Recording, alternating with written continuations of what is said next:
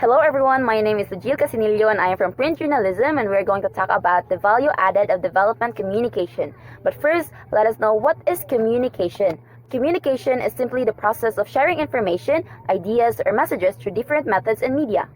And now let us know the different specialization in communication.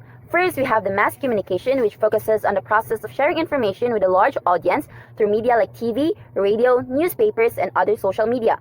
We also have the second one, interpersonal communication, which means the direct or face-to-face or digital interaction between two or more people focusing on personal relationships. The third one is the health communication, the exchange of health-related information to promote awareness, behavior change, and better healthcare outcomes. We also have the number 4, organizational communication. It is the flow of information within a company or institution to ensure coordination, efficiency, and positive work environment. And the last one is the development communication. It is the use of communication strategies to support social change, economic growth, and community development. Let us learn more about the key differences in communication types. First, communication can be classified into different types based on its purpose, audience, and methods. We should be able to learn to identify the purpose of different communication types in order for us to use it properly. Second, specialists in one communication field may lack expertise in another. As you can see, we have here the table of the common types of communication in development context.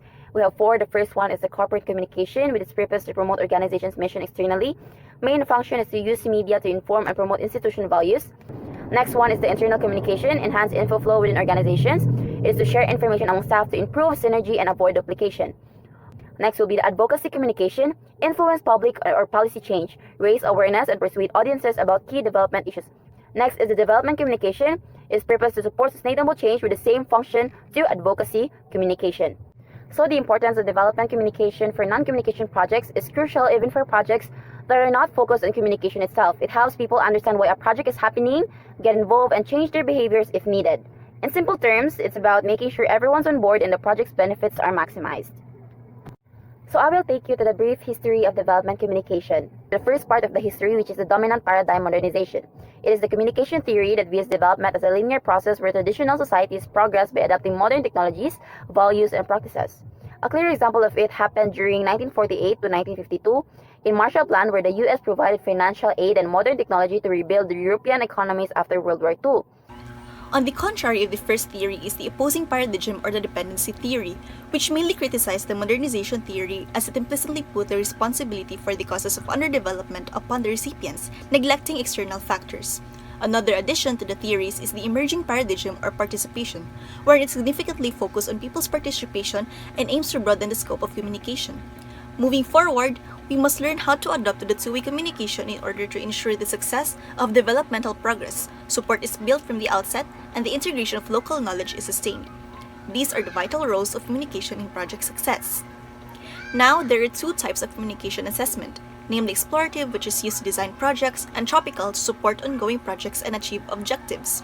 In participatory developmental approach, it ranges from passive to active participation, where involvement of local stakeholders are given importance in ensuring that projects come out positively. Reiterating, two-way communication is vital in analyzing the current process to ensure that there are no obstacles faced later on.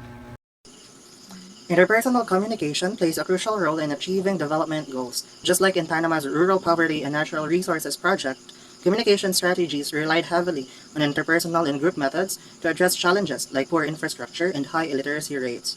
By collaborating with NGOs and forming community committees, the project successfully implemented over 1,200 micro-projects, ensuring local involvement in decision-making. Now, talking about the participation ladder, it describes different levels of involvement in development projects. Passive participation means stakeholders are only informed without having any real input. Participation by consultation allows stakeholders to give feedback, but final decisions are still made by external experts. While functional participation involves stakeholders in discussions about achieving set goals, while empowered participation gives them equal authority in planning and decision-making. However, ineffective communication can lead to project failures. Just like the windows of perception in an agricultural project depicted in Figure 1.1, for instance, experts failed to engage farmers in the planning phase, creating distrust and ultimately causing the initiative to fail. This highlights the need for two-way communication where all stakeholders actively participate.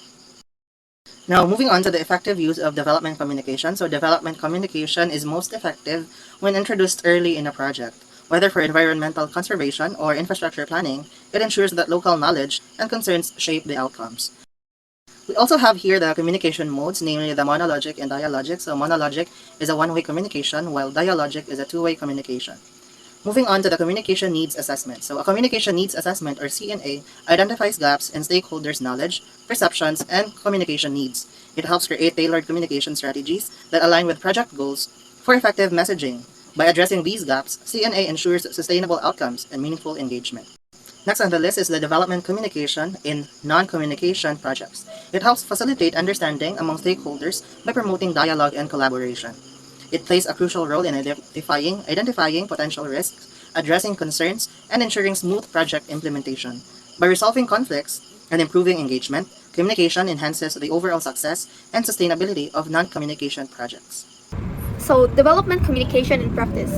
To sum it all up, it facilitates participation and knowledge generation for sustainable development. Second, it integrates diverse sectoral assessments into a cohesive framework.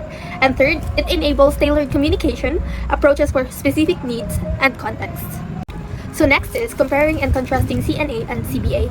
CNA is communication needs assessment and CBA is communication-based assessment. So first, let's try to identify why communication needs assessment is carried out.